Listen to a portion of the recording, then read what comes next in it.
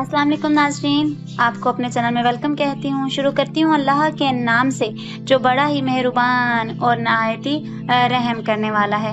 अस्सलातु वस्सलामु अलैका या रसूल अल्लाह व अला आलिका व सहाबिका या हबीब अल्लाह। नाज़रीन, एक बड़ी पेशन गोई सामने आई है कि रमज़ान का चांद कब नज़र आने का इम्कान है। जी हाँ नाज़रीन, रमज़ान का चांद कब नज़र आएगा, एक बड़ी पेशन गोई है जो कि आपके साथ शेयर करनी है। आज की इस वीडियो में मेरे साथ रहिएगा।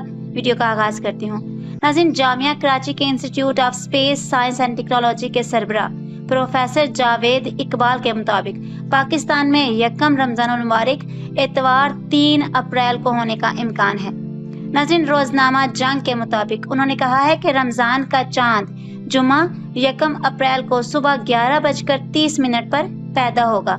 जब 2 अप्रैल को सूरज गरूब होगा तो चांद 32 घंटे पुराना हो चुका होगा और इसकी उम्र काफी हो चुकी होगी, तो हमें चांद आसानी से दिखाई देगा। लिहाजा पहला रोजा एतवार 3 अप्रैल को होगा। उन्होंने कहा कि जुमे के रोज रूबे आफ्ताब चांद की उम्र सिर्फ 8 घंटे होगी। चुनाचे जुमे को गरूबे आफ्ताब के वक्त चांद नजर आने का कोई इम्कान नहीं।